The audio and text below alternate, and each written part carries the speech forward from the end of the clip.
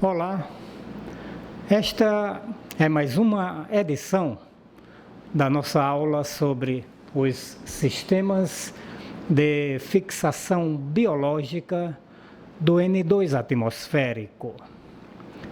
A primeira versão, publicada em meados de 2016, teve uma ótima aceitação, com milhares de visualizações. Mas, infelizmente, atualmente, ela está com problemas técnicos no áudio. E por isso nós decidimos lançar esta nova edição.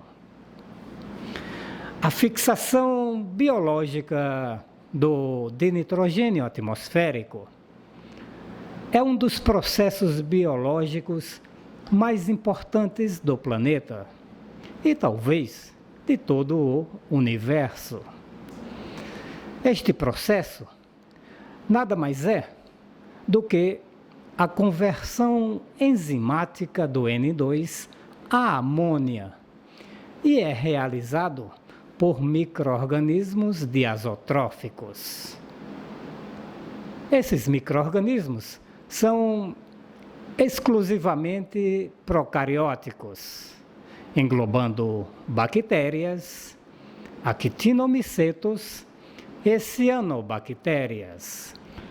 Existem, basicamente, 3 sistemas de fixação biológica do nitrogênio atmosférico: o sistema simbiótico, o sistema associativo e a fixação por organismos de vida livre. O sistema simbiótico é caracterizado por uma relação bioquímica e anatômica entre 2 organismos distintos. O hospedeiro eucariótico, no caso a planta, e o hóspede procariótico, a bactéria. No sistema associativo, que nós chamamos associações, bactérias presentes na rizosfera penetram no sistema radicular, alojando-se nos espaços intercelulares da raiz. Algumas, inclusive, conseguem viajar até a parte aérea, alojando-se no caule e, no caso das gramíneas, no colmo.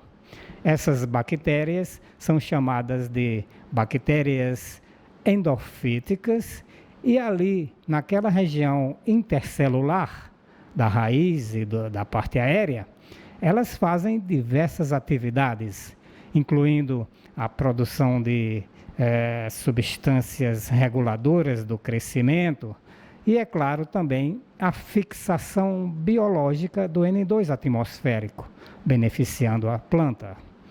E no sistema de vida livre, bactérias vivem exclusivamente na rizosfera das plantas. Todas as plantas podem apresentar essas bactérias em suas rizosferas, que são as zonas sob influência das raízes.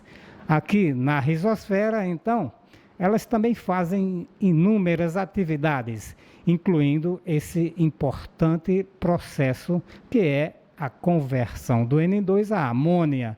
Este nitrogênio na forma de amônia e depois de amônio vai ser, então, utilizado posteriormente pelas plantas para o seu metabolismo.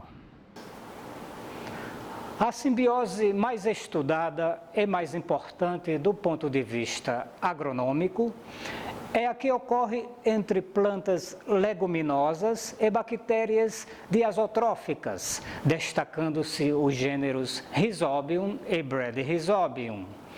Temos também a simbiose entre plantas não leguminosas, como aquelas das famílias Casuarinácea, Betulácea e Miricácea, entre outras, e a Actinomicetos do gênero Franquia. Vale mencionar ainda a simbiose entre plantas pteridófitas do gênero Azolla e cianobactérias, provavelmente do gênero Anabena.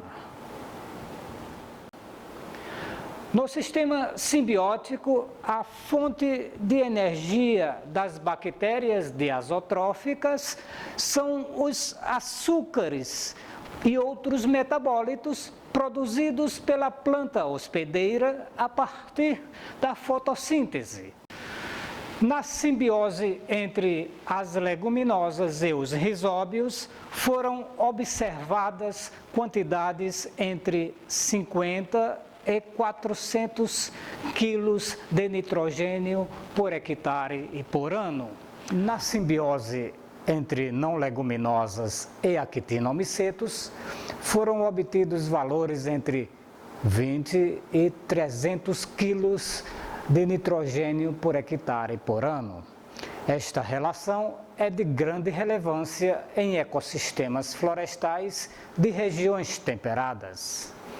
A simbiose entre Azolla e Anabena tem sido utilizada com muito sucesso em agroecossistemas com arroz inundado em várias partes do mundo. Nessas condições, esta simbiose tem produzido entre 10 e 100 quilos de nitrogênio por hectare por ano, proporcionando reduções expressivas no uso de fertilizantes nitrogenados. Neste esquema do livro de Marshner, Mineral Nutrition of Higher Plants, podemos entender por que os sistemas simbióticos são mais eficientes em relação aos demais sistemas em termos de quantidade de nitrogênio fixado. Esta figura representa um modelo de relações entre o complexo nitrogenase e reações bioquímicas nos bacteroides e no citoplasma celular em nódulos de leguminosas. Note que a planta, por meio do floema, envia para o bacteroide açúcares prontamente assimiláveis, que são rapidamente oxidados, gerando elétrons e energia na forma de ATP para a ativação do complexo nitrogenase. Essas reações em série promovem a rápida conversão do N2 a amônia, que será rapidamente utilizada no metabolismo das bactérias e da planta hospedeira. Um exemplo de simbiose bem-sucedida nos agroecossistemas tropicais, principalmente nos solos de cerrado brasileiros, é aquela que ocorre entre a cultura da soja e a bactéria Bradyrhizobium japonico. Este painel apresenta um panorama da cultura da soja no Brasil, com ênfase no uso da simbiose, visando elevar a produção. De acordo com dados fornecidos pelo IBGE, nós somos o segundo produtor mundial de soja, com estimativa da safra de 2014-2015 de 95 milhões de toneladas, cultivadas em aproximadamente 32 milhões de hectares, com uma produtividade média de 3.011 quilos por hectare. Isto porque, como podemos ver nesta fotografia, o processo da fixação simbiótica entre a planta e a bactéria é muito eficiente. De acordo com pesquisadores da Embrapa, hoje na soja brasileira é praticamente desnecessária a aplicação de adubos nitrogenados. Aqui temos dados de algumas décadas atrás para mostrar que este sistema vem funcionando há muito tempo. Nesta pesquisa foram testadas 4 estirpes da bactéria Bradyrhizobium japonicum, em contraste com uma testemunha que não recebeu inoculação. É possível verificar que o rendimento da soja, em todos os casos, quando foi inoculada, foi superior à testemunha, com uma percentagem de eficiência de aproximadamente, que oscilou entre 62% e 192%, e com uma quantidade de nitrogênio fixado entre 48 e 95 quilos por hectare. Hoje é uma realidade o uso de inoculantes com bactérias fixadoras de nitrogênio no Brasil e no mundo, como a gente percebe nesta fotografia. Tudo isto proporcionado pela pesquisa científica realizada em centros de pesquisa da Embrapa e nas universidades brasileiras. Aqui temos dados atualizados sobre a cultura da soja no Brasil. De acordo com a Companhia Nacional de Abastecimento, na safra 2019-2020, estima-se a colheita de 120,4 milhões de toneladas de grãos. A área plantada neste período foi de 36,8 milhões de hectares, com uma produtividade média de 3.269 quilos por hectare. Como podemos ver neste gráfico, um dos fatores responsáveis por esses excelentes números foi o uso de inoculantes portadores de bactérias fixadoras do nitrogênio atmosférico. Essas informações foram fornecidas pela Associação Nacional dos Produtores e Importadores de Inoculantes. Observa-se que, a partir de 2012, o crescimento na comercialização desses produtos foi contínuo até 2018. E neste ano, 2018, tivemos a comercialização de aproximadamente 13 milhões de doses de inoculantes turfosos e aproximadamente 50 milhões de doses de inoculantes líquidos para a soja. Esses números mostram a pujança desse setor e a importância dos inoculantes com bactérias fixadoras de nitrogênio no manejo da cultura da soja no Brasil. No sistema associativo, as bactérias diazotróficas habitam a rizosfera e os espaços intercelulares, tanto do sistema radicular quanto da parte aérea de muitas plantas, sendo consideradas micro-organismos verdadeiramente endofíticos. É preciso deixar bem claro que, neste sistema, as bactérias não penetram nas células da planta hospedeira e, por isto, este sistema não pode ser considerado uma simbiose clássica. Aqui temos um detalhe de como ficam as bactérias, elas ocupam esses espaços intercelulares, fixando nitrogênio aqui. Isto é muito comum na rizosfera de muitas gramíneas de importância econômica, como a cana-de-açúcar e o milho.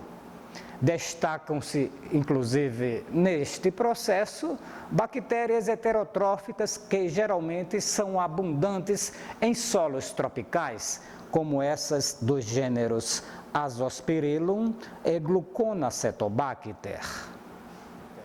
Estas bactérias citadas são todas heterotróficas, utilizando como fontes de energia os exudatos produzidos pelas raízes.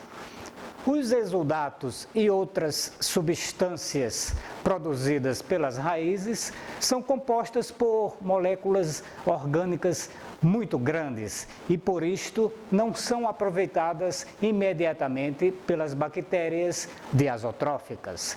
Essas substâncias devem, antes, ser hidrolisadas enzimaticamente pelas bactérias, que é um processo que demanda muita energia.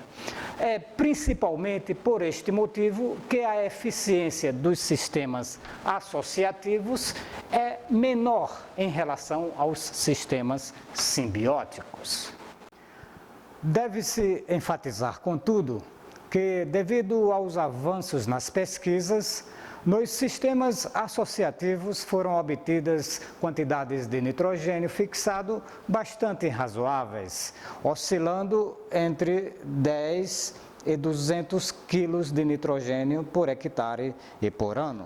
Como podemos ver neste mosaico de informações, o uso de bactérias diazotróficas associativas na cultura da cana-de-açúcar tem se mostrado bastante promissor, com inúmeras pesquisas apresentando excelentes resultados.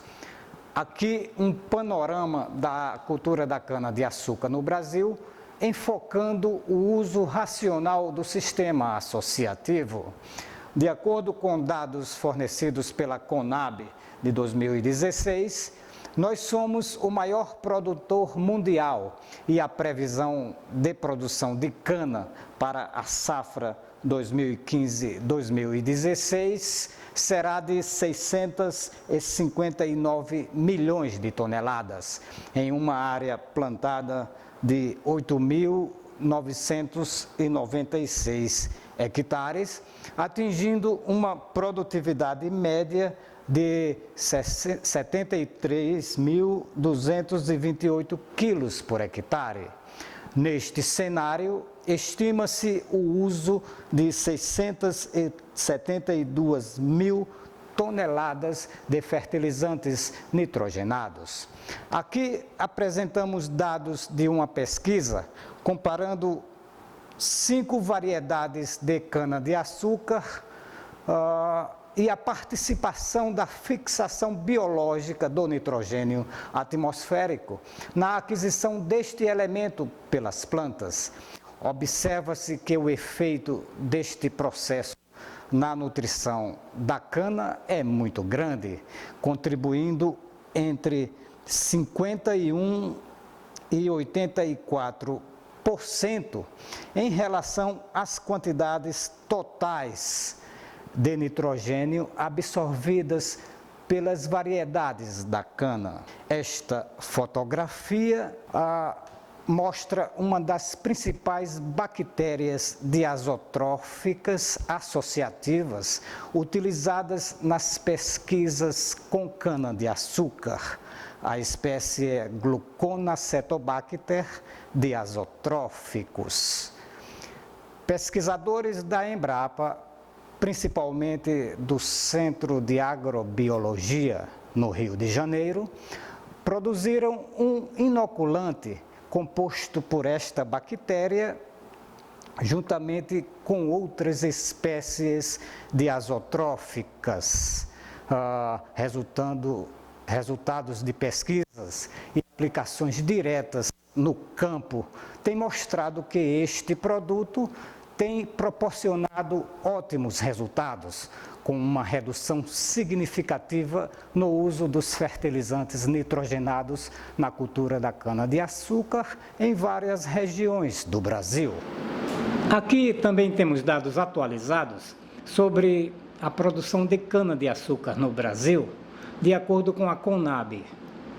Na safra 2019-2020, estima-se a produção de 615,9 milhões de toneladas, numa área plantada de 8,4 milhões de hectares e produtividade média de 73.486 quilos por hectare.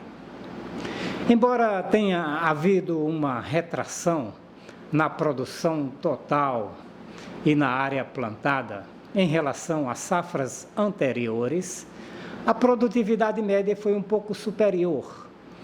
E o Brasil ainda mantém a posição de maior produtor mundial de cana-de-açúcar.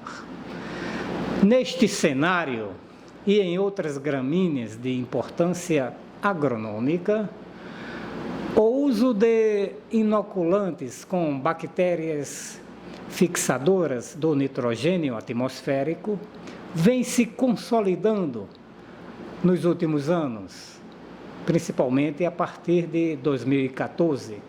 E em 2018, tivemos a comercialização de mais de 9 milhões de doses desses produtos.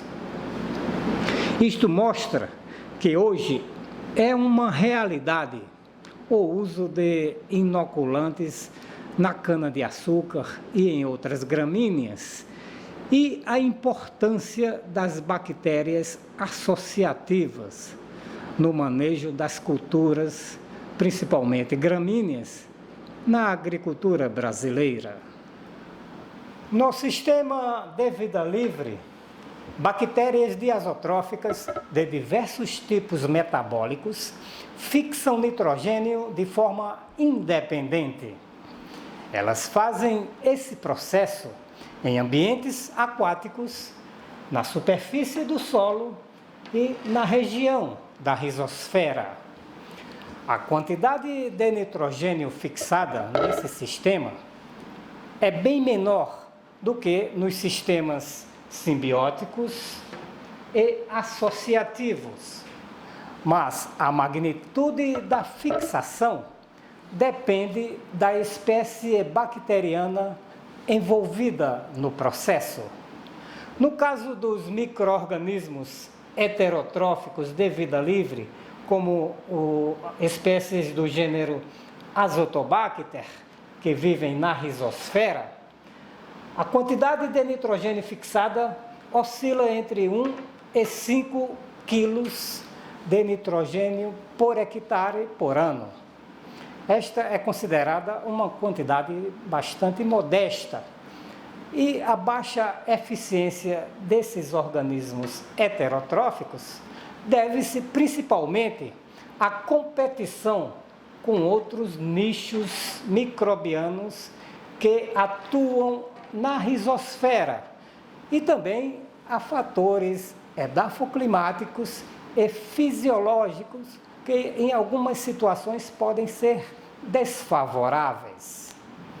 No caso dos micro-organismos autotróficos de vida livre, como as cianobactérias, a quantidade de nitrogênio fixada é bem maior, girando em torno de 10 a 80 quilos de nitrogênio por hectare e por ano.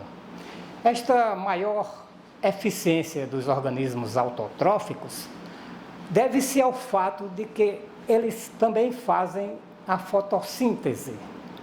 E, ao fazerem esse processo, disponibilizam açúcares e outros metabólitos que são rapidamente oxidados, gerando energia na forma de ATP, fazendo funcionar o complexo enzimático nitrogenase, responsável pela conversão do N2 a NH3.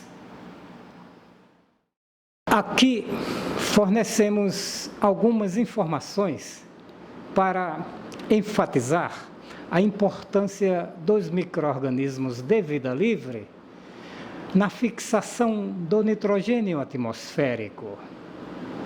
Nesta tabela, retirada do livro de Silvia e colaboradores, observamos a grande diversidade de tipos metabólicos envolvidos no processo.